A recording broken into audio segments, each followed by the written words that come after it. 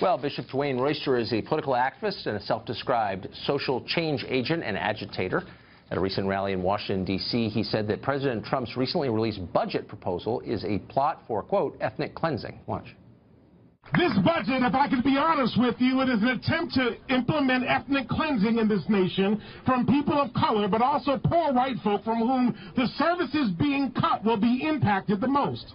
President Trump and his surrogates have used dog whistle language to speak about race in negative ways and create fear in the hearts of Americans. Here is the reality. Many poor black families and brown families and Asian families and indigenous families will be devastated by this budget.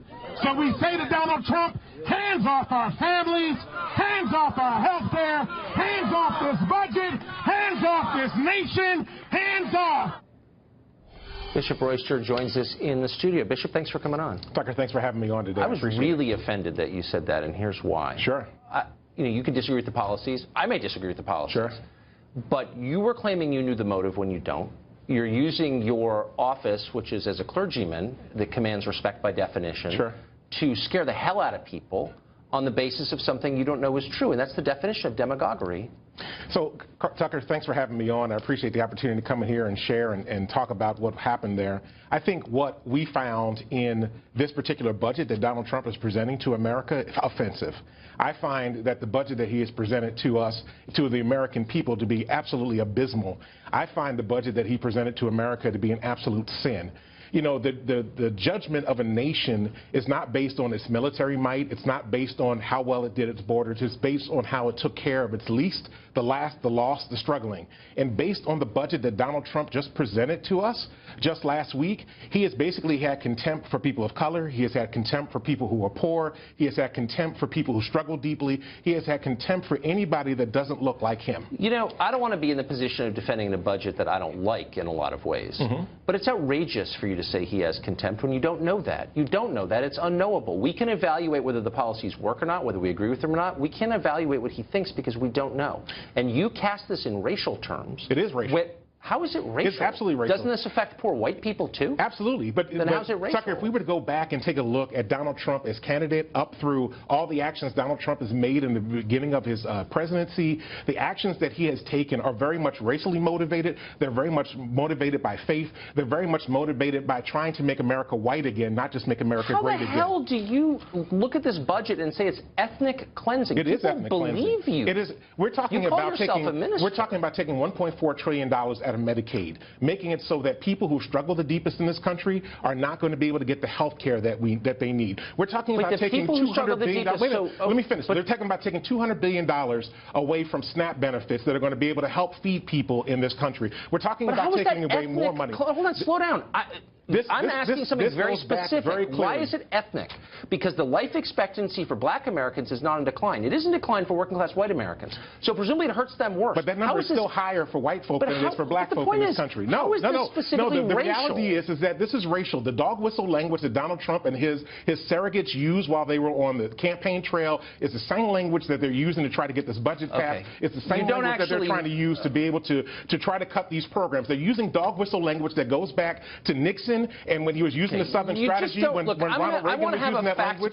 This is a fact-based conversation. When we look at the programs that are being cut, they are going to cut people of color. They're going to cut poor white people, and the poor white folk out there are being sold a bill of lies that this budget is going to help them. It's not going to help them. You're trying to overwhelm me with the force of your voice. I want to throw some numbers at you. Under the 8 years of the Obama administration, the black labor force participation rate dropped more than 2%. Black home ownership down 9%. Sure. Black Americans below the poverty line up 1.5%. Real median income for black families down 1.5%, et cetera, et cetera. Gun deaths up. Number of black executives dropped 50%, et cetera, et cetera. So you could look at that data set and say that's ethnic cleansing. That would be insane. No, first of all, the reason that most of those things happened had nothing to do with Barack Obama's leadership. It had to do with what happened the final year of George Bush's leadership when we began to fall into a recession. And that's when we began to see black wealth. Can I ask you something? When we began to see look, I know where this argument's going to go. That's where we're going to go. Okay, you'll defend anything. You're standing in front of an abortion sign in a clerical collar. You'll defend anything. Let me tell you where I'm at right now. Let me ask you a question. Will you stop saying things that are irresponsible, like the term ethnic cleansing because you're scaring the hell out of people and making it impossible to have a rational conversation. Will you please stop doing that? No, I'm absolutely not, because I'm not going to do it until we get an absolutely reasonable budget that is not targeting people who suffer the deepest in this country. But why and not argue against not the creating budget? a budget that puts profits over people and that really builds itself off the misery of But why don't dark-skinned you bodies say in this country. specific, rather than getting to motive and other unknowable things, why don't you say, look, if the SNAP program, for example, which you support, and I think it's fair to say we shouldn't cut this in, here's why.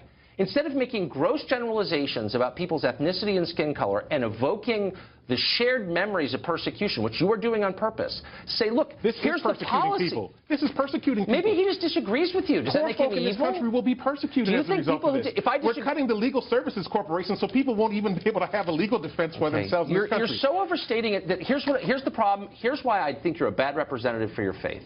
Because you don't entertain... You don't know anything about my faith.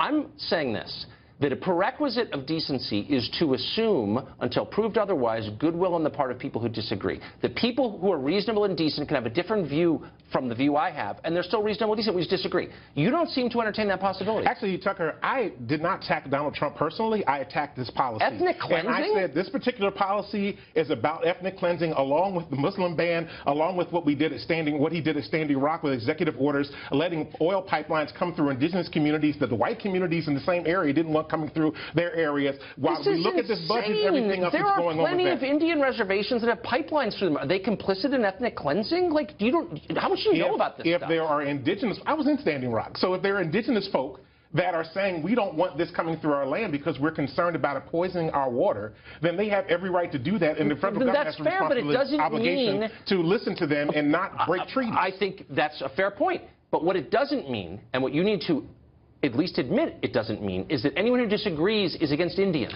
Look, Tucker, it doesn't mean that. It's not the same as racism to disagree with someone. I'm sorry. Let me just be plain with you. Right? I hope you will. You know what? I'm reminded of John F. Kennedy, Ronald Reagan, Barack Obama talked about America being a city on a hill. And I heard Martin Luther King talk about the beloved community. And he talked about a beloved community where we battled against racism and militarism and materialism, and we created a community where people didn't see diversity as something that's evil, but instead something to be celebrated, something that we could learn from one another, something that we could use to build one another. Get to the point here, okay? My point is that this budget goes contrary to the beloved community. This budget goes against being the city on the hill. But you're making another silly generalization. Look, No, this sir, is an adult world with hard decisions about specific facts. This is an adult and you don't have any specific facts. If you made $30,000 a year and you had a family of 4 and you were trying to survive out there, and all of a sudden you discover that your medical assistance and your food stamps are getting ready to get cut, how is that going to make you feel? I think that's a totally fair point. What is unfair is to call anyone who disagrees with you a racist, which is what you're doing. And it makes I said reasonable... It's about ethnic cleansing, yes. Okay. That makes I don't reasonable... I will not you ought apologize to. For that. No, I'm and not it's clearly your apologize policy not to apologize because you don't want to show weakness. No, it but out of decency, you ought to be... It's not prophetic, it's irresponsible. It absolutely is. And you is. ought to bring people together in your capacity as a clergyman, not divide them. Don't lift the Bible in my presence, I'm a preacher. This is what I do. No, right? not here. This is what I do. Matthew 25, Jesus talks very clearly about... You know what? I want to have a conversation about adult judging things. how people are going to be judged. Are you saying faith is not an adult thing? Are you sitting here criticizing faith and saying it's not an adult thing? Needless to say, you, sir, ought to be ashamed of yourself for doing that. All right, I'm not attacking faith.